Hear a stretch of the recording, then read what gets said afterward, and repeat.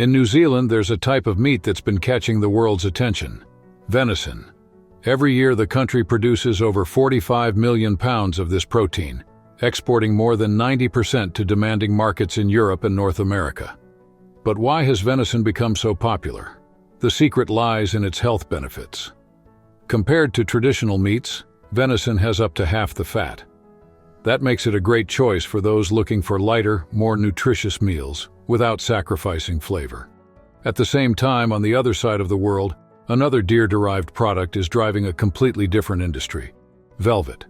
And the leader in this sector is China, which supplies over 70% of the global demand, producing more than 10 million pounds of this valuable material every year.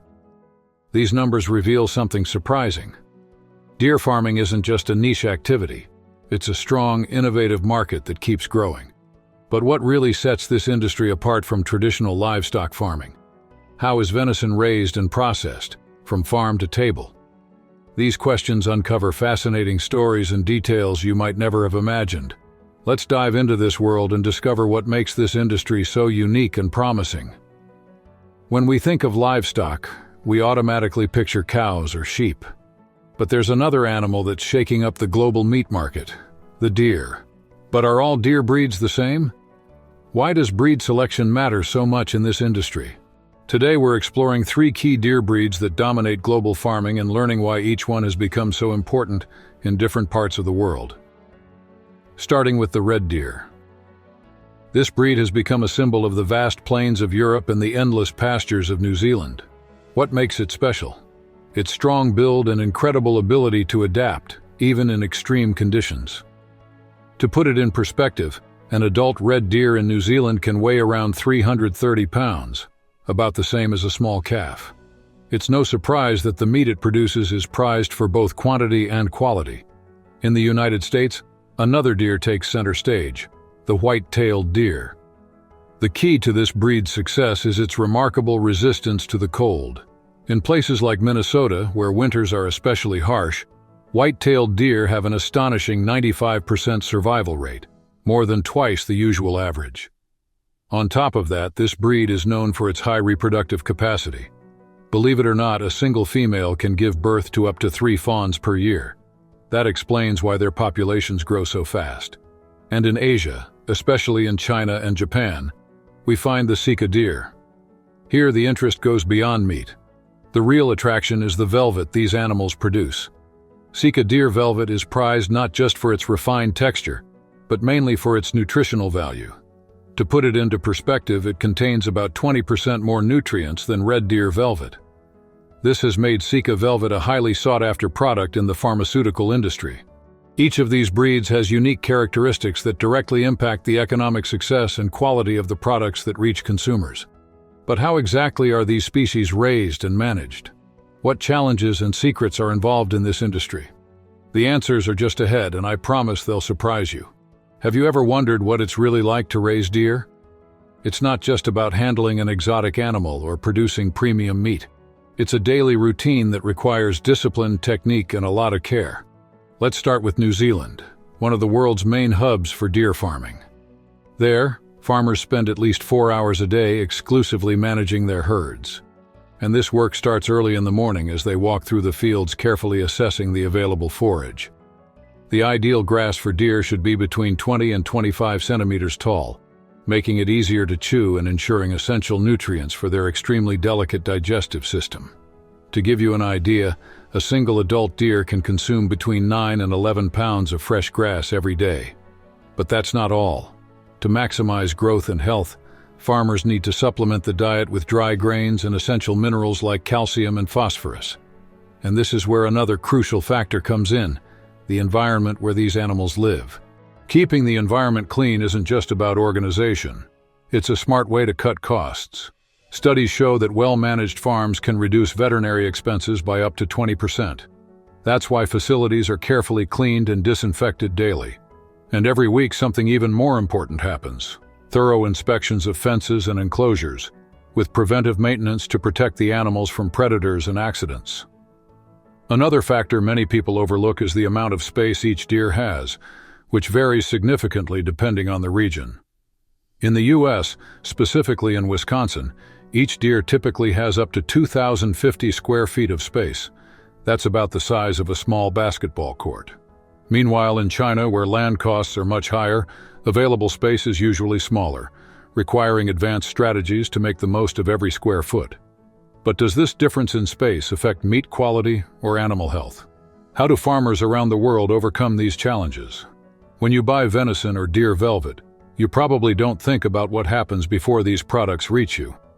The secret behind their quality lies in the careful processing, and that's exactly what we're going to explore now.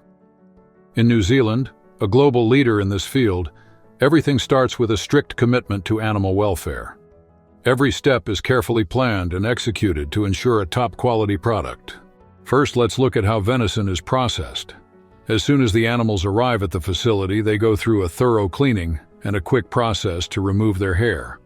After that, the carcasses are divided into specific cuts for sale.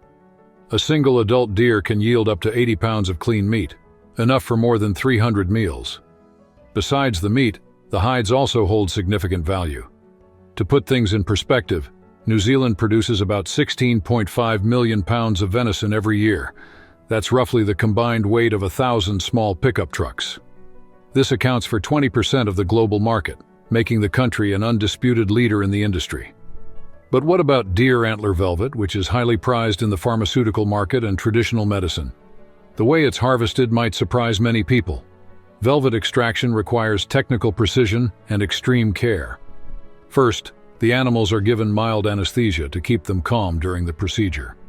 Then, with specialized tools, the velvet-covered antlers are carefully removed, ensuring the deer feel no pain or harm. Afterward, they are returned to the farm where they continue their normal lives. But why is so much care put into this process? Does it really affect the quality of the velvet and meat? Have you ever thought about the journey deer-derived products take before reaching your home? Today, we're going to take a closer look at one of these fascinating and valuable products, deer antler velvet. The process begins in the spring when the antlers reach the ideal length for harvesting, about 25 to 30 centimeters, roughly the size of a school ruler. At this specific time of year, farmers step in, carrying out a strategic harvest to maximize yield. Each adult deer can produce an average of 2 to 3 pounds of velvet per season. Once the antlers are harvested, a race against time begins. Within minutes, the velvet must be properly treated and stored. In New Zealand, known for its expertise in this process, the velvet is quickly transported to specialized facilities where it undergoes strict quality control. Within hours, everything is packed and ready for export. And while New Zealand's production is all about speed and precision, in China, velvet is produced on a massive scale. Heilongjiang Province leads this industry, producing thousands of kilos each season, enough to supply pharmaceutical companies and supplement manufacturers worldwide. China controls over 70% of this market, dominating both production and global trade in velvet. But why is this product so valuable? What's behind the growing international demand? To answer that, we need to look at the other side of the story. What exactly makes deer antler velvet so special? When you think of healthy meat, what's the first thing that comes to mind? Probably chicken or fish. But there's a lesser-known alternative that's gaining attention: venison. So what makes this meat so special, and why is it attracting global interest? The secret starts with how it's processed. Right after production, the meat goes through an intense freezing method at an incredible -40 degrees. Why so cold? Because this extreme temperature helps preserve all the nutrients and flavor, ensuring that the meat stays fresh and healthy for consumers in over 50 countries. In practice, this means thousands of tons of venison are exported every year. Countries like the United States, Canada, and much of Europe are among the biggest markets for this premium meat. Just to put things into perspective, in New Zealand and Canada alone, massive amounts of venison are processed annually, enough to supply millions of consumers around the world. But why is there so much demand for this particular type of meat? The key advantage of venison lies in its health benefits. It has nearly half the fat found in traditional beef cuts, along with higher protein content. For those looking for a balanced, nutritious diet, venison has become one of the most attractive options. That's why more and more people are discovering this alternative. When it comes to venison, Each region of the world has its own story to tell. Whether rooted in culinary traditions or driven by constant innovation, the fact remains: venison has carved out a place in very different markets. But how has each country adapted it to their own needs and cultures? Let's start with Europe, where venison has been a part of the cuisine for centuries. Dishes like blanquette or escalope are among the favorites in French restaurants, proving how tradition still shapes European tastes. On the other hand, across the Atlantic in the United States, venison is associated with sophisticated and creative dining. In award-winning restaurants, deer meat is used in surprising ways, from delicate carpaccios and red wine-glazed medallions to exclusive gourmet burgers. In New Zealand, venison is strongly linked to celebrations. Eating deer meat there is a sign of festivity and special occasions. But the country goes beyond just tradition. They found a smart way to minimize waste by using deer bones and hides to produce fertilizers and pet food, proving that sustainability can go hand in hand with the gourmet market. Meanwhile, in Asia, especially in China and Vietnam, venison has taken on a different role beyond just taste. The Chinese often combine the meat with medicinal herbs, believing the mix promotes health and longevity. In Vietnam, venison is a highlight in dishes like the famous hot pot, a staple at festivals and special family gatherings. And in Canada? There, venison has found its place in artisanal charcuterie. Deer-based sausages, cured meats, and specialty deli products have become popular among Canadians, often paired with local cheeses and wines for a unique culinary experience. Thanks for watching. If you enjoyed this content and want to keep discovering more fascinating and surprising stories like this, don't forget to leave a like, subscribe to the channel, and turn on notifications. See you in the next video.